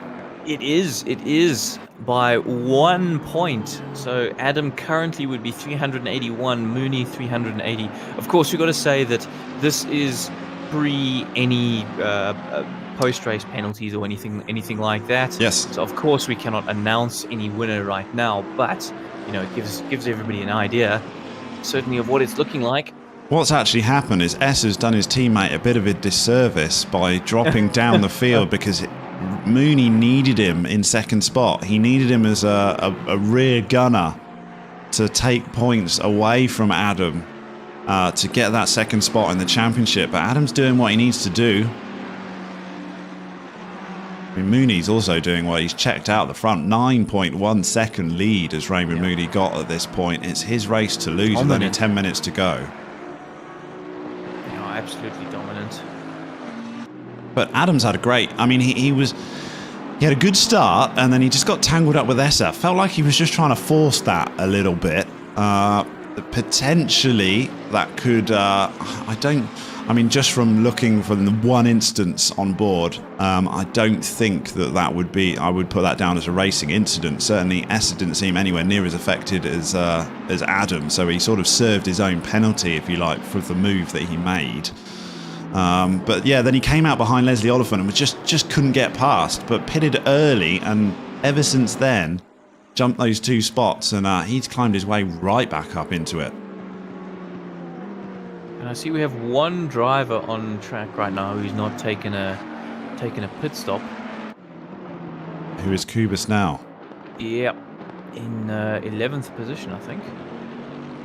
I mean, he's not got many laps to go before he has to take his pit stop. Don't think you can take it on the final lap, so he's got to be pitting in the next couple. Yep, unless he's just genuinely unaware. I'd be surprised, though, at this late stage in the season. Yeah, no chance. He must know. But, I mean, that just shows you how far you can go in that Bentley. With only 10 minutes to go. He's on 65 minutes of tyres and fuel. We've got Kieran Patterson all over the back of Heineke now. So Heineke's fallen back from Tariq Adam. Yeah, looking at the lap times, though, I think maybe he's had another mistake because the last lap out, Heineke was actually sort of 3 tenths quicker than Patterson. But we'll see when they cross the line now whether there was another mistake made. Oh, Heineke's certainly using all the track and some at the moment. We saw it in the first stint as well, though, didn't we? Heineke was so lightning quick at the start and then just started struggling towards the end, and potentially we're seeing that again now in the end of this second stint. Yeah, Patterson was half a second quicker on that lap, which is why I called it out. I've got McCall in 10th position, all over the back of Dwayne Hall. So Mercedes on Bentley. Looks like Morgan McCall is going to be making a move anytime soon. They're going down the start-finish straight now. Bentley holding its own, though. I would have thought the Mercedes engine would have seriously helped Morgan McCall out there, but he is absolutely monstering the back of that Bentley. Look at that. He's in the boot of the Bentley as they go through Crowthorne and then up towards the left-hander. Can he? No, I thought he was might try an ambitious move through that turn. Sparks flying from underneath the car. There's not anywhere that there's not a significantly long drag straight on this circuit, is there? There's always something you need. There's driver involvement needed everywhere. So probably why the AMG is not quite suited so much here. It likes a long straight. Yeah, it would have been a brave move to throw it up the inside on barbecue, but Bry corner.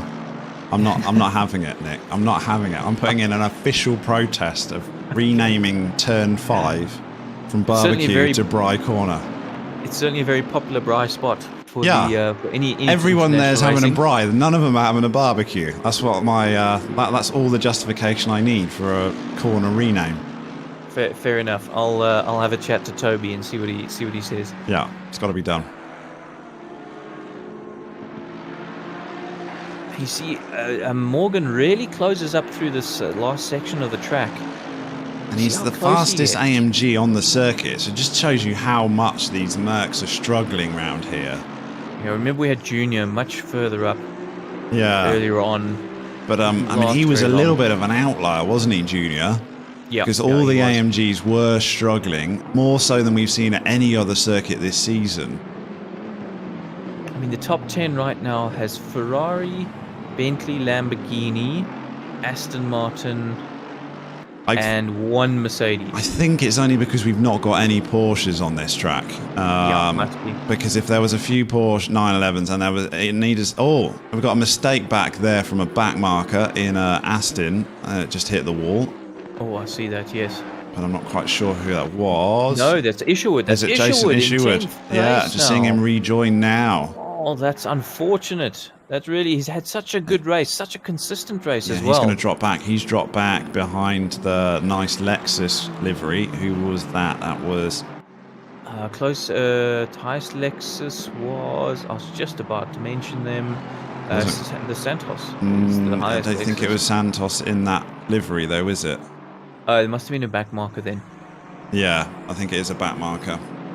So yeah, Jason Isherwood. I mean, I think that timing screens have rejoined him in 10th still, but he hit that wall hard. He's probably going to have some damage for the last few laps of this race in that Aston. 6 minutes to go. Nell still hasn't pitted. Yeah, so I think we needed a few Porsches in this race because they're still super quick around here. And I've been told the Audi also is an exceptional car around Kyalami, but it's not been a popular choice either this season or last season for some reason. I think it's quite tricky on the limit. The Audi might be very quick in certain tracks, but my understanding is it also bites very, very hard. Okay, I've heard with updates it's got a little bit better, as has the McLaren 720 as well. So maybe just something to check for next season. Have a look at Morgan. There is their back markers all over the place, and it's allowed Morgan to be all over the back of Hall. Hall's desperate for those back markers just to move out the way. And look at this. As they come out of barbecue, McCall has got a fantastic run, and they're going to go through. And it's Junior McCall in front as well. So he could help his brother out here a bit by just holding up a Bentley. Proper train forming between back markers and this battle for 8th position. Absolutely. Esser's now all over the back of Sterner. I'll just keep an eye on that, see if he can make any progress. Esser's gone back again. He's in 7th place and he was in 6th. Oh, he was, yes. Yeah, so Sterner's actually taken him. Esser's having a bit of a mare here. Untidy in the dark conditions is Esser, and he's just dropped back from the field. Not what we're used to seeing from him. Well, yeah, when you're used to winning and then you sort of fall all the way back there. I mean, he's still got plenty. He doesn't have to, as long as he finishes in the top 12. Trying to go around the outside. At the bottom of the Crocodiles. And now we're going to go through side by side. That was brave. But Morgan McCall gets the move done. Round the outside of Cheetah. Can you believe it? Well done, Morgan McCall. He'll be happy with that one. Yeah, I'll be very happy with that. Fantastic driving from him. Patterson still, Kieran, all over the back of Heineke. Well, Heineke's starting to pull away, actually, now that I look at it. Not by much. Yeah, he was pretty much matched lap times there between Heineke and Patterson. Almost bang on, 142 flat. Certainly the pace of this race has just dropped slightly. Apart from Raymond Mooney, who's just loving his time at the front, 141.1. Quickest man on circuit, and he's got substantial lead over Tariq Adams. And guess who took their pit stop? Ah, Our good well friend done. Nell. He has Dropped back done to it. 15th. Yes, but still a pretty decent result, especially for running so long. So super dark now on circuit. Hard to see cars going as they're all using their lights. Makes a completely different feel as a driver, though. Suddenly, night racing is massively harder to. Some of those points where you were looking out as braking points, you can't see them anymore. You have to have a completely different. You certainly have to practice night racing for sure. So Patterson and Heineke, are they going to switch? Because of course Heineke is further down in the championship than Patterson. An extra point. Would it benefit them? It would make too much. I don't think it would make too much difference. It would. I think make any difference. I think Heineke really deserves a podium this evening. Yeah, he's been superb. He's had a fantastic round and maybe struggled at times, but he's really made that Lambo hooked up here at Kyalami. Very good value for his podium spot is Chris Heineke. Just needs to hold off for probably 2 more laps, and then it will be his. All depends when our leader crosses the finish line. Is Raymond Mooney is probably on his penultimate lap as he comes through the final corner now.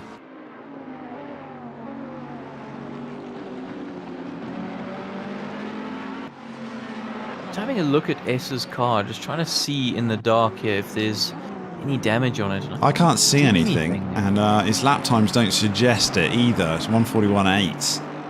He's still there or thereabouts with where he needs to be. He's lapping quicker than Adams in second place, for example. Yeah, he's caught Sterner up again, so maybe he just made a few mistakes as the light is transitioned into darkness. Possibly hasn't done any nighttime practice, I hasten to guess. Find out from him later. Could be. Sometimes things just really don't go your way. Last lap, leaders on the final lap. I remember doing the Le Mans 24 hours. I had to spend a significant amount of time practicing in the dark because that track is so different in pitch blackness compared to hot lapping and practicing in the daytime. Trying to keep your concentration in the dark is much harder, especially on a long stint. Absolutely. Not quite as bad here. Because, the back section of Le Mans is just full-on pitch black as you're going through the forest section for the Porsche S's.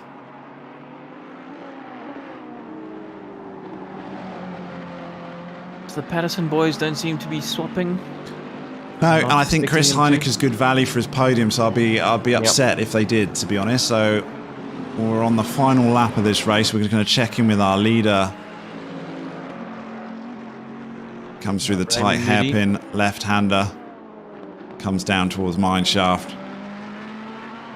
Yeah, as he looks towards the crocodiles at the bottom of the hill here, we've noticed in HLQ and in qualifying, the Ferraris have kind of dominated this season. However, over the courses of the races, while the Ferraris have always been up there, we've seen the Bentleys, the Lambos, the Mercs all be in the mix as well. We've never had a sort of Ferrari lockout of the podium. No. This season at SimRace SA. So I think they've dropped back a little bit as updates to the game as well because they were pretty dominant. We watched Raymond Mooney come through. He takes his first win here in SimRace South Africa, round 6. Fantastic. And he is the winner of Kyalami. Tariq Adams, he had a very action-packed race, but probably good value for his second place overall. And Heineke, what a drive. Brilliant drive from Chris Heineke. Well done. Kieran Patterson very closely behind in 4th place. Leslie Oliphant's going to come through and finish top 5. Still solid. He's always there or thereabouts. Lawrence Sterner, we haven't seen anything of him, but he's in 6th. Hang on. Super close as Essa comes through behind him for 7th position. How close do you want to be? Yes, his old teammate. Morgan McCall has found a few places at the end of this race. He was in 10th. He's going to finish in 8th place. So Morgan McCall has fought his way through in the race. Well done to him. Dwayne Hall, 9th. Good man. He was 15th a few laps ago after his pit stop, so he was super quick at the end. Jason Issue was going to come around the final bend and complete the top 10. Yeah, so that's great race. Great race. Well done, chaps. So provisionally, Nick, the guy with Excel, How does that leave us with, before, bearing in mind, this is not an announcement of confirmed winners, because we have race investigations to be going through over the next couple of days, but provisionally we have Zaya Essa as the championship leader and winner of the 2021.1 season here at SimRace South Africa. Congratulations to him. I don't think that will be in dispute whatsoever. Second Very place? Unlikely. Second place, Tariq Adam for Hybrid Academy. Very, very well done to him. Fantastic drive in that Bentley. Certainly at the moment, 1 point ahead of Raymond Mooney, the second SimRace Elite. Sim Racing Masterclass Elite team. So very well done to Raymond, grabbing his first victory for the season, and then followed by Leslie Oliphant and Kieran Patterson, both for PWSR. Fantastic result, and Chris Heineke jumps all the way up to 6th position with his fantastic 3rd at Kyalami. Yeah, he had a great race. So we've had a brilliant season. I've thoroughly enjoyed it. We've had a massive mixture. We've had all sorts of weather conditions. We've had all sorts of tracks. And it's gone down to the final race of the season. So thoroughly enjoyable. And it's not long until next season, is it? Not long at all. So get signed up, guys. Get to the website, SimRace SA. And the registrations will open up very, very soon. They are currently not open up yet, but join our Discord. The announcements will be made, if not this week, next week. So don't worry about that. Get the practice in. The season is already lined up, so we know exactly where we're going to be. Let me tell you where we're going to start the championship for the GT series. That will be Nürburgring. That is where we will be next on July the 19th. That is where we will kick things off for the GT championship. July the 5th is where the the Touring Car Championship at Brands Hatch, followed by the GP Championship at Okayama a week later. So lots going on once more at SimRace SA, and in fact we have one round left for the 2021.1 season, and that is at Watkins Glen.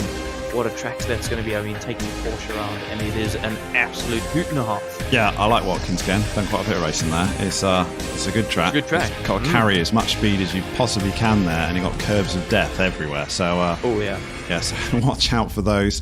But it's been a thoroughly enjoyable season here at ACC. If ACC is not your bag, get involved in the Assetto Corsa series next season. And we'll have a new charity to focus on as well. But just want to say thank you at the end of the season for everyone that's taken part and donated to a very good cause in the Grace Factory. I think they're exceptionally pleased with the funds that's been raised. Just a reminder that it is a paid series, but every single cent goes directly to charity. You don't pay SimRace South Africa, you pay directly to the charity. And I think over 37,000 rand was raised in this season. So everyone that's had a part really gets a good pat on the back for a job well done, and we look forward to helping others as we continue to enjoy the hobby that we like so much here at SimRace South Africa. So I think it's good all round. Everyone's a winner, if you like. We all get to enjoy it, and we do some good as well. Absolutely, 100%. 187 drivers took part in the 2021.1 season. And as you say, we raised 37,757 rand. So a fantastic result. Brilliant. And good racing by all. So excellent. Excellent all around. So I think that's a wrap for the season, guys. I really enjoyed it. I can't wait for the 2021.2. We've got to come up with something a little bit better than that. It's a bit of a tongue twister. 2021.2 season, the second part of the year as we go towards the end of the year. It's going to be exciting. What will happen next season? Could it be you? Get yourself signed up and we'll see you there. Thanks so much, guys. Go well. Cheers.